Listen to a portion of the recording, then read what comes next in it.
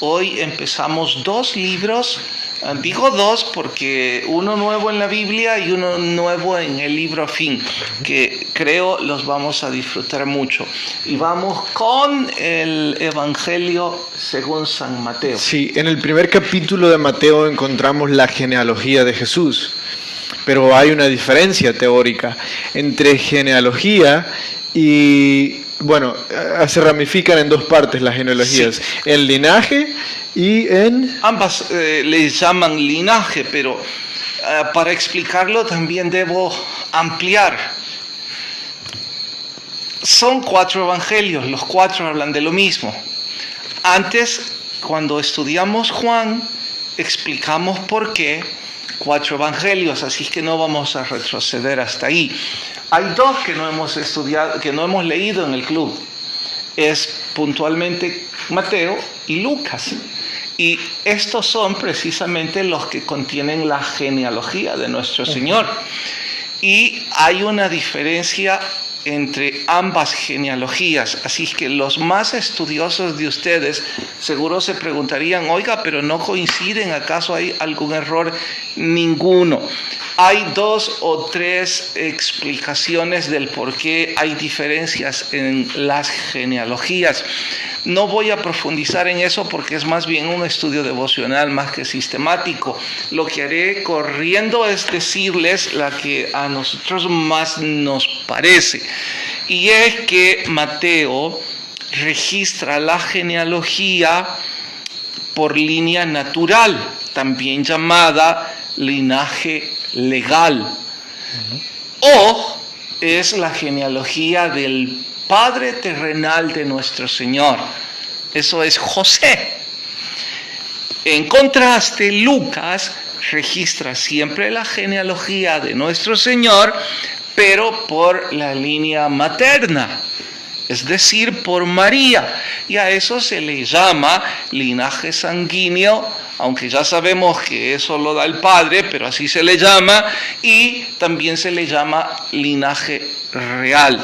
Una va hasta Abraham, otra va hasta Adán, y profundizar en ambas sería algo bastante largo.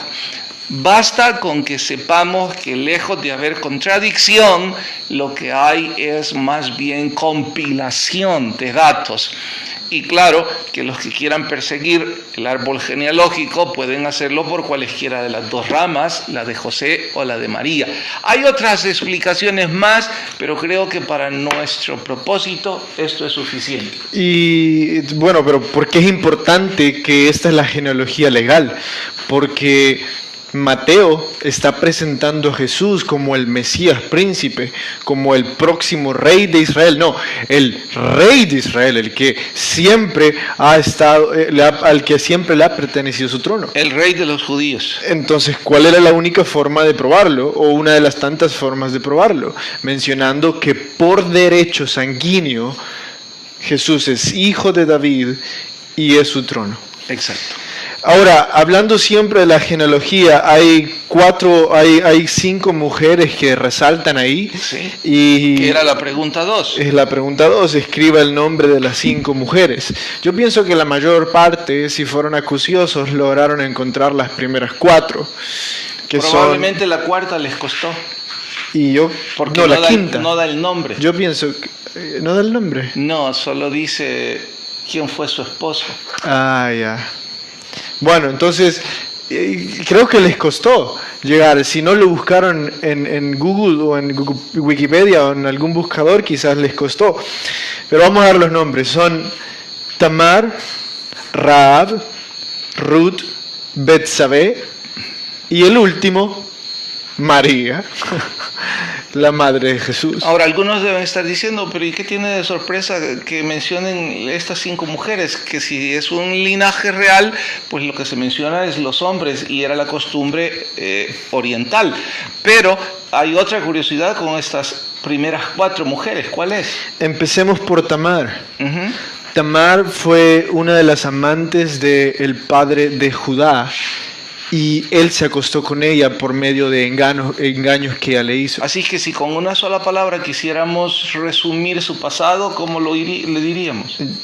Engañadora. Engañadora. Sí. La segunda es Rahab. La segunda es Rahab, era una prostituta que vivía en Jericó.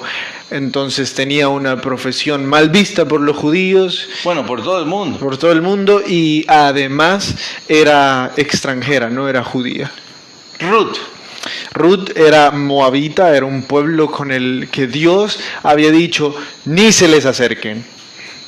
Betsabé, dice la esposa de Urías. Betsabé, sabemos que provocó a David bañándose desnuda frente... Así como lo pintás, pobre mujer. Y pobre David. Adúltera, entonces dejémoslo. Adúltera, los dos fueron adúlteros. Bien, entonces la resumís como adúltera. Y sí. 4 mujeres con una reputación terrible. ¿Eso es lo que resalta que están en esa genealogía? Uh-huh. ¿Por qué? Porque, como vimos en Hebreos 11, cuando nosotros tenemos fe en Dios, nuestro pasado no va a determinar nuestro futuro. Nuestra fe determina lo que nosotros nos podemos convertir.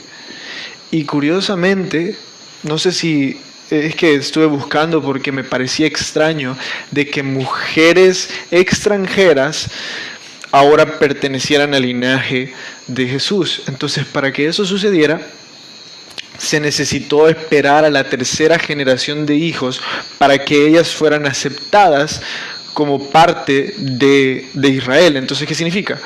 Que hasta que ella se convirtiera en abuela, por ejemplo, Ruth o Rahab, que eran totalmente extranjeras, también Tamar, sí. No, Tamar pertenecía a la tribu Canaán. De Judá. Bueno. No estoy seguro, pero era judío. Entonces, hasta que ella se convertía en abuela, se le aceptaba como mujer judía o como mujer hebrea. Era algo así como la confirmación de su descendencia y de su pertenencia a la fe judía. ¿Por qué estoy mencionando esto? Porque raras veces nosotros creemos que podemos llegar muy lejos cuando estamos viendo hacia atrás. Entre más atrás nosotros vemos, menos lejos podemos llegar o menos vamos a avanzar hacia adelante. Ellas avanzaron hasta la 3ª, 4ª generación hasta llegar a Jesús porque dejaron de ver hacia atrás y decidieron y en la carta a los Hebreos establecimos, no nosotros sino la Biblia, no es nuestro pasado el que nos define, sino nuestro presente, que de hecho también define nuestro futuro. Hablamos de lo último, de las generaciones. Sí. ¿Y por qué lo último? Esta es la última que vamos a abordar. No, pero vos me dijiste que querías que fuera la última. ¿En serio? Y sí, pero bueno, vamos. Puede no ser la última. Vamos con la generación. Sí, ¿Qué es una generación 5 en la Biblia? ¿Vas a responder vos o respondo yo? Hay 3 posibilidades. La primera es que es un cambio generacional. Me guste o no, hay diferencias generacionales entre mi hijo y yo. Hay cosas que yo ya no disfruto, que son parte de la vida de esa generación. O al revés, hay cosas de mi generación que él apenas y las concibe. Cosas sencillas o cosas importantes. Citaré una sencilla.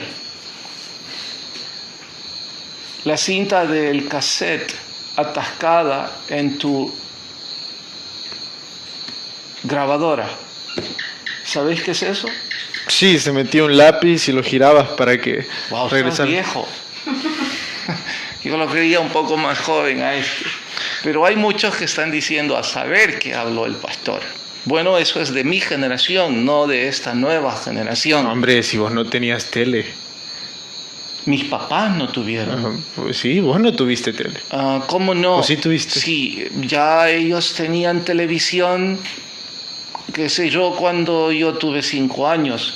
Pero no tuvieron teléfono, sino hasta que yo tuve 20 años, porque La cicatriz que llevo en mi brazo izquierdo fue el precio para que pusieran teléfono en la casa de mis papás.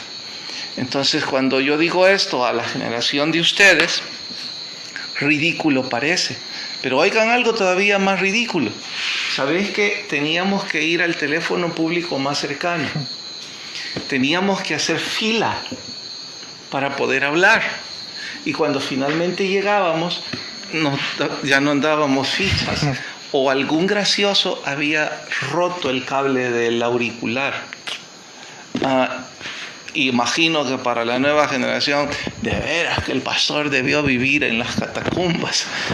Bueno, esos son los cambios generacionales, entonces esa es una posibilidad. La segunda. Pero no dijiste... sí, cambio generacional. La segunda es que se refiere a un periodo de tiempo. Hay algunos que dicen que son 40 años, otros que son 70 años y otros que dicen que son 100 años. Los que dicen 70 u 80 años es en honor a que la Biblia establece que ese es más o menos el tiempo que vive una persona. Sí. 70 y los más robustos 80 años. 40 años estuve buscando y no encontré de dónde lo sacan. Sí. 100 años es lo que más o menos se tarda toda una generación en ejercer un cambio, pero con la diferencia que los millennials han revolucionado ese término. ¿Por qué? Porque en cuestión de 20 años se ha vivido un cambio generacional demasiado grande. Sí. O sea, en 20 años el mundo cambió más que en los últimos 200. 2000. 2000, y sí. Más que en los últimos 2000. Dijeron, ¿cuál fue el cambio que sucedió cuando Cristóbal Colón puso su pie en América? Bueno, empezó la globalización. Eso fue en 1400 o 1900, 1400. ¿En qué año fue que Cristóbal Colón conquistó América? ¿Qué van a saber estos cipotes? ¿Alguien sabe? Ya le hubieras preguntado a Wikipedia en lugar de estarme haciendo rostros. Yo creo que 1800. Voy a apostar por 1800. Es reciente, tiene que ser. ¿Cuándo Cristóbal Colón puso su pie en América? El 12 de octubre de 1492. Ya ves, que no andaba perdido. 1400 dije. 1800. ¿Qué va a saber? ¿Qué va a saber este millennial de esa historia? Bueno, entonces eso transformó a la humanidad porque empezó la globalización. ¿Cuándo hubo otro gran cambio? A ver si... La revolución industrial para mí. No, hubo algo todavía muy superior. Cuando el viejo continente puso su pie en América, la globalización comienza. Cuando el hombre pone su pie en la luna, algo comienza en las generaciones. ¿Qué fue antes? ¿Eso o la revolución industrial? No me acuerdo, creo que fue antes. Cuando Armstrong puso su pie en la luna fue en 1969. ¿Ya viste? La revolución industrial fue mucho antes. No sé, pero eso no cambió el mundo como lo cambió. Ahora, ¿por qué estoy diciendo esto? El hombre conquistando y conquistando. La discusión es ¿cuánto hemos tardado en dar pequeños pasos? ¿Me entendiste? Bueno, imaginen en 1400 y luego en 1900. Esos son 400 años. No pasaron cosas tan graves en 2000 años. Pero en 20 años. Eso es todavía peor. ¿Y por qué estamos haciendo tanto eco en esto? La computadora, las laptops, las tablets. Hoy leí que las tablets ya son obsoletas. Ya hay carros obsoletos. Sí. ¿Y por qué estamos haciendo eco en esto? Porque Jesús dio una profecía diciendo, esta generación no pasará sin que vean el Hijo del Hombre venir. Pero ya pasaron 2000 años. Eso es lo curioso. En el reloj divino de Dios, cuando Jerusalén desaparece como nación o el templo desaparece, En el año 70. en el año 70 el reloj divino de Dios para. Y si se fijan, no hay profecías después de eso. Ahora, noten que no estamos hablando de la época de la gracia, No. porque esa arranca desde que Jesús entra al lugar santísimo.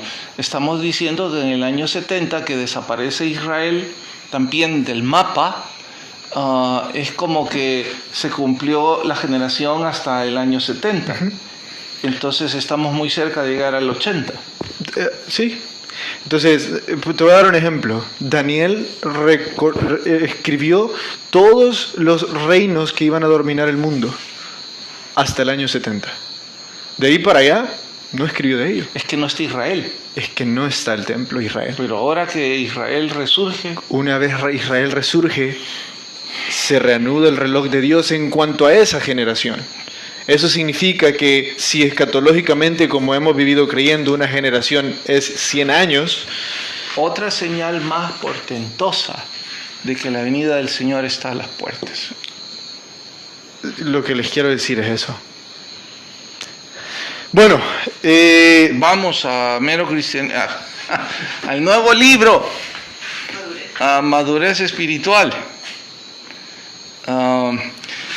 Cuando tuve en mis manos el título, pensé que madurez se refería a crecimiento, se refería a dar un paso en la escala a ser mejores cristianos, y yo me imaginaba que con algo así el libro iba a comenzar, pero fue sorpresa para mí ahora que comenzamos a leerlo, descubrir que el libro comienza haciendo eco de sufrimiento y decirnos que el sufrimiento, que la adversidad es un paso hacia la madurez.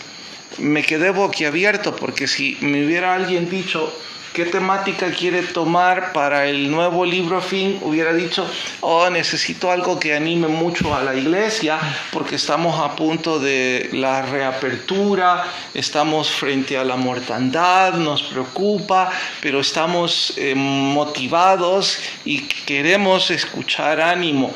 Difícilmente yo hubiera dicho, den un libro que hable de que hay que pasar todavía adversidad, pero el Señor me dice, para. Ese es el proceso hacia la madurez. ¿Qué pregunta van? vamos a empezar con la 4. ¿Qué significa que los accidentes no son accidentales? Dale, respóndele. Los accidentes, definámoslo como concepto, son cosas que no estaban previstas, cosas que nos sorprendieron, que no queríamos que así sucedieran. Pero eso es bajo nuestra perspectiva. Bajo nuestra perspectiva, un asiático allá por noviembre se comió un murciélago y accidentalmente se enfermó de coronavirus. Accidentalmente. Bajo nuestra perspectiva. Accidentalmente nosotros estamos encerrados. Mientras accidentalmente Wuhan está... No, perdón. Entonces, eso... En fiesta. En fiesta. Pero es que vos me distraes. Wuhan es la capital, creo. Fue el epicentro. Es donde fue el epicentro de la pandemia. Están haciendo carnavales. Están con conciertos al aire libre y tremenda fiesta, y yo aquí encerrado. Pero bueno, ya ves cómo me distrae. A eso le llamamos un accidente nosotros, pero debemos de aceptar esta verdad. Para Dios no hay accidentes. había un propósito para que estuviéramos encerrados. Dios en su providencia, yo les expliqué hace mucho qué es la providencia de Dios. Son muchos puntos aislados que Dios ha puesto, que Él va uniendo para crear una imagen en nuestra vida. A eso le llamamos los accidentes no accidentales. ¿Vos querías hablar del escepticismo secreto? No, vámonos por cuestión tiempo hasta el significado, porque me fascinó. Estad quietos y conoced que yo soy Dios. ¿Qué significa estar quietos? Estar en calma. Estar quieto significa estate quieto. ¿Cuántas cosas ahora nos embisten? ¿Cómo va a resultar ahora que vamos a la calle? Hay personas que en realidad nunca dejaron de trabajar, entonces para ustedes esto no es mayor noticia, pero hay muchos que hasta ahora no hemos salido y hay otros que no saldrán. Me refiero a los colegios y las universidades en todo el año. ¿Cómo harán las cafeterías? ¿Cómo harán los empleados de mantenimiento de las instituciones educativas? Wow, parece que el problema comienza ahora. Y dirán, ¿y que no es ya bastante? Sí, es bastante, pero ahora es más. Tuve que pasar trayendo unos documentos en un centro comercial. Para sorpresa mía ya abrieron todo. Y según yo era hasta el lunes, pero ya abrieron todo. Y los rostros de los dependientes son sombríos. Están afuera con los menús. Casi, yo no sé si fuiste alguna vez al Mercado Cuartel. ¿Sí? ¿Recordás que las dependientes le agarran del brazo y le dicen cariñosamente, amorcito, venga, que anda buscando, y le ruegan a uno que uno les compre? Sí, jalaban a la tienda. Sí, bueno, A mí me jalaban. parece que es así ahora. Ahí se ve tristeza, incertidumbre. Son locales caros. ¿Cómo van a poder mantenerlos si están vacíos? Es un nuevo comienzo y es un comienzo duro, pero lo que Dios nos dice aquí es: estad quietos, tened calma, que yo soy Dios. Vaya consejo con el que empezamos, tremendo consejo. Pero ¿por qué íbamos a estar quietos? Hay una promesa en la que se basa el capítulo de hoy. Esa promesa es que a los que aman a Dios y a los que actúan conforme a su voluntad y a los que han sido llamados por Él, todas las cosas les sirven para bien. De hecho, eso nos lleva a lo otro. Como el fuego. Espérame, solo quiero hablar de esto. Perdón. Porque habla sobre que nos lleva para un bien. Pero él en este capítulo dice, no se equivoquen con los bienes materiales y el bienestar que Dios ofrece. Hay solo un tipo de bienestar bajo la voluntad divina, porque ustedes dicen, o la condicionante es para aquellos que actúan bajo la voluntad de Dios. Entonces, si ustedes quieren actuar bajo la voluntad de Dios, sométanse a lo que bienestar significa espiritualmente. Y espiritualmente el único bienestar que puede existir en nuestras vidas es parecernos cada vez más a Cristo. Entonces dice ese verso, todas las cosas, no importa si es sufrimiento, no importa si son dolores, no importa si son pandemias, si te están llevando a parecerte más a Cristo. A la madurez. O a la madurez espiritual. Eso significa que funcionan para bien. De hecho, pone el ejemplo de esa compañía misionera que se quema por completo. Sí, era una compañía de eran traductores de la Biblia. Era una editorial, sí. Y fue una pérdida horrenda.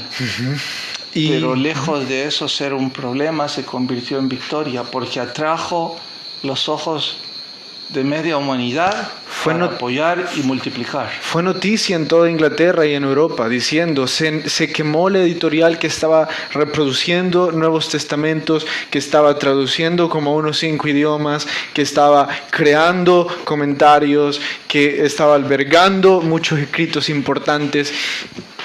Y el mundo se da cuenta y ahora todos los cristianos de Europa empiezan a ofrendar. Espero saber explicarme y no decir una incoherencia que malinterpreten. Creo que nuestra iglesia va a sufrir cambios. Mientras yo leía eso, la preocupación se convirtió en entusiasmo. Uno de los cambios que vamos a sufrir es que durante probablemente 5 meses más o 6 no habrán ministerios deportivos. Eso significa que una cantidad significativa de personas que iban solo por el deporte no llegarán más. Antes sentí incomodidad y hasta pensé alguna vez, voy a parar los ministerios deportivos unas 2-3 semanas para que nos demos cuenta a quiénes realmente abordar evangelísticamente, para que nos demos cuenta los que estamos invirtiendo en fútbol y no en evangelio. No tendré que detener nada. Y ahora los que dirigen esos ministerios deportivos tendrán que analizar, empezando por mí, cómo lo haremos la próxima vez. Cuando veamos que esas personas no volvieron y cuánto desgaste significaron, en lugar de predicar a aquellos que no habían conocido de Jesús. Lejos de ahora verlo como una grave preocupación, lo veo como una interesante oportunidad de empezar de nuevo y empezar bien. 2 preguntas sin tiempo. ¿Qué tenemos que hacer para que fluya la gracia de Dios en nosotros? ¿Qué debemos hacer para que fluya la gracia de Dios? Obedecer. La palabra dice misericordia y obediencia quiero, no sacrificios. Y están preguntando que cuándo van a abrir. Y que cuándo vamos a abrir la iglesia. Como tantas ansias como ustedes por abrirla. El pensamiento todavía está en estudio, falta ultimar detalles con los directivos. Lo que sí puedo asegurarles es que no va a ser la próxima semana, no va a ser la primera semana. ¿En honor a qué? Necesitamos con sabiduría, paciencia, abrir nuestros ojos a lo que Dios nos está guiando. Queremos hacer un plan que no nos lleve a hicimos mal. Queremos hacer un plan que nos lleve a sigamos abriendo las puertas aún con más ímpetu, y eso nos requiere un poquito más. Más que no estar preparados, el punto es la experiencia de nuestro pueblo y las decisiones de nuestros gobernantes. De sobra sabemos que la incertidumbre de lo que va a pasar es grande. Y de sobra sabemos que los gobernantes cambian decisiones y leyes a cada rato. Entonces, la primera semana nos va a servir para mostrar un poco más o buscar un poco más la dirección de nuestro Señor. ¿Saben? El tráfico está terrible.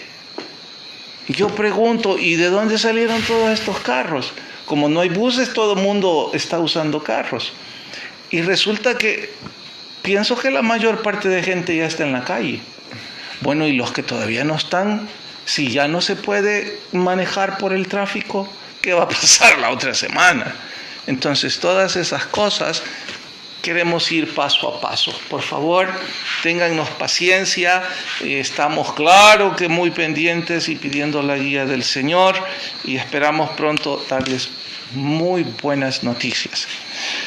Nos acabamos el tiempo, pero ¿cómo no cerrar con esto?